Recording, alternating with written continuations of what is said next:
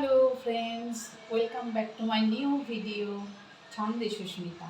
আজকে আমি দেখাবো এগুলো হলো কি বলো তো, তোমরা কি চেনো? এগুলো ঝিঙে নয় কিন্তু, এগুলো হলো নেনুয়া। আজকে আমি নেনুয়ার তরকারিটা কীরকমভাবে করবো সেটা তোমাদের দেখাবো। তার জন্য কি লাগবে?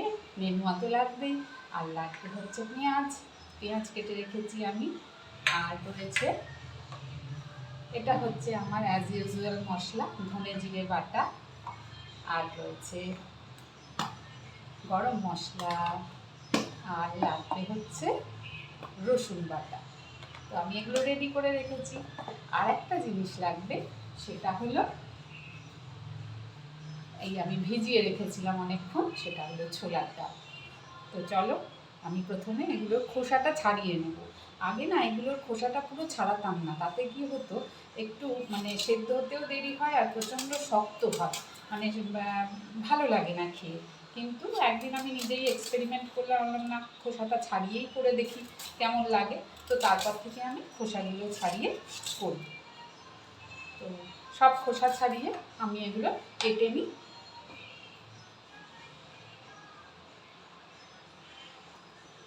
এই দেখো, আমি নেনুয়াটা এইভাবে কেটে নিয়েছি, একদম খোসা ছাড়িয়ে মধ্যিখান দিয়ে চিড়ে দিয়ে এবং টুকরো টুকরো করে কেটে নিয়েছি। তো চলো এবার গ্যাসটা জ্বালিয়ে নিয়ে এবার শুরু করে। আমি কড়াইয়ে এবার তেলটা দিয়ে দিলাম।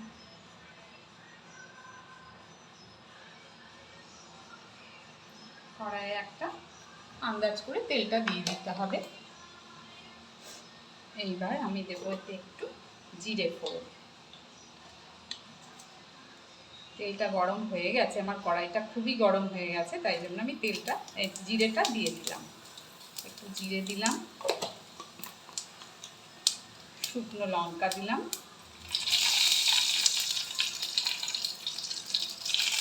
আর দিলাম তেজপাতা।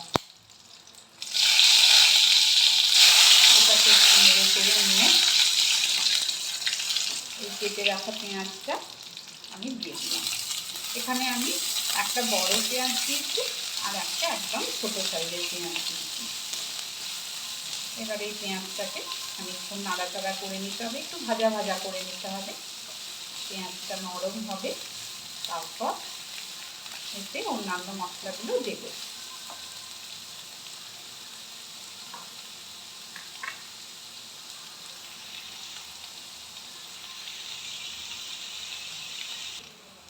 এই দেখো, পেঁয়াজটা আমার লাইট ব্রাউন হয়ে গেছে। এখানে আমি দিয়ে দেবো এবার নেনুয়াগুলো।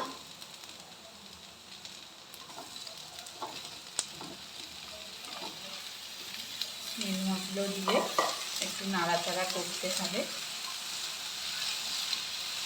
একটু নাড়াচাড়া করে নিয়ে তারপর এতে আমি হালকা করে হলুদ দিতে হবে। এতে কিন্তু হলুদ বেশি দিলে ভালো লাগবে না, মানে টেস্টও একটা গড়বড় হবে। যেমন আমরা পোস্ততে খুব হালকা একটা হলুদ দিই বা কেউ দাও না, সেই রকমই এইটাতে খুব হালকা করে হলুদ দিতে হবে।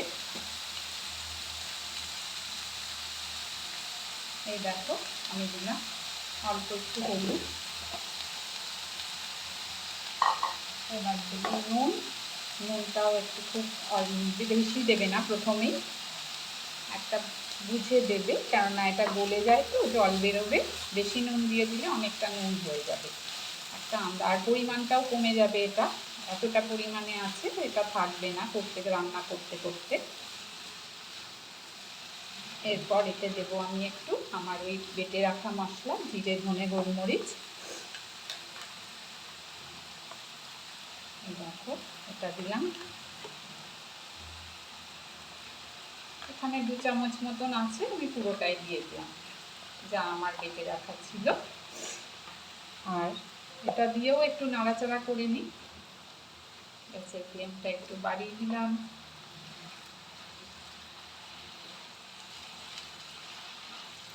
নাড়াচাড়া করে নিয়ে এবার আমি দিয়ে দেবো এতে শুধু রসুন, বেটে রাখা শুধু রসুন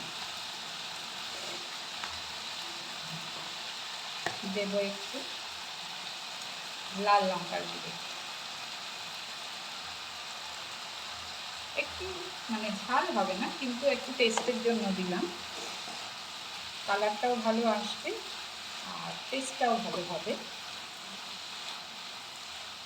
এইভাবে এটা নেড়ে চেড়ে যেতে হবে। জল বেরোচ্ছে দেখছো আস্তে আস্তে, এরকম জল বেরোবে। এবার ঢেকে সিম করে রাখতে হবে যতক্ষণ না এটা তৈরি হচ্ছে, মানে সেদ্ধ হচ্ছে যতক্ষণ না পর্যন্ত। এবার আমি ভিজিয়ে রাখা ছোলার ডালটাও এতে অ্যাড করে দেব। ছোলার ডালটা দিয়ে দিলাম।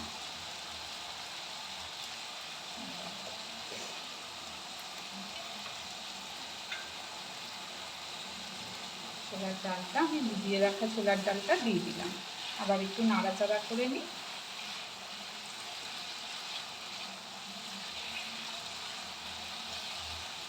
এবার আঁচটা সিম করে এটাকে রান্না হতে দিতে হবে।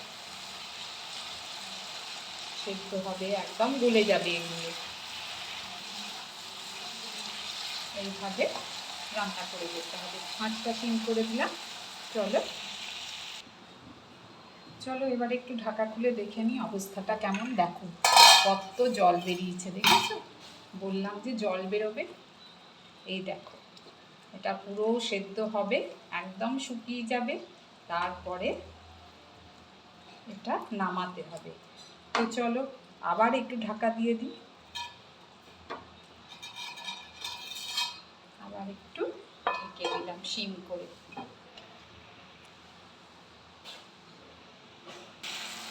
এই দেখো রেডি হয়ে গেছে আমার নেনুয়ার তরকারি। দেখেছো কি সুন্দর কালারটা এসেছে?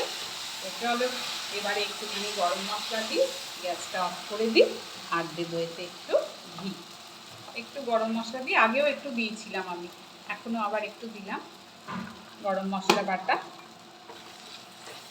আর দেবো একটু ঘি।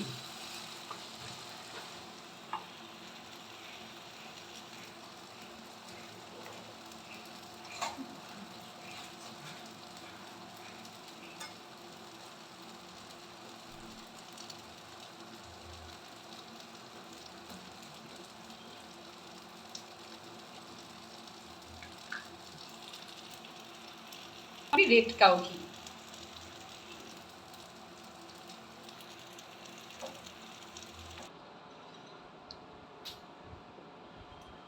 এই দেখো আমার রেডি হয়ে গেছে নেনুয়ার তরকারি।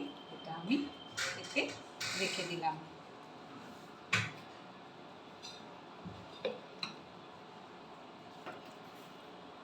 দেখো কি অপূর্ব খেতে হয়েছে। খেতে হয়েছে কিরম জানি না, কিন্তু দেখতে দারুণ হয়েছে।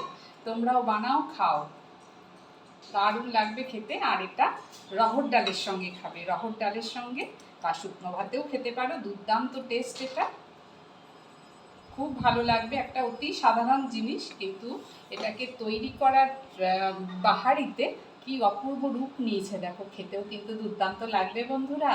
তো আরও সুন্দর সুন্দর রেসিপি জানতে হলে অবশ্যই ছন্দের সুস্মিতাকে সাবস্ক্রাইব করতে হবে, লাইক কমেন্ট শেয়ার তো অবশ্যই করতে হবে। চলো বন্ধুরা, টাটা আজকের মতো।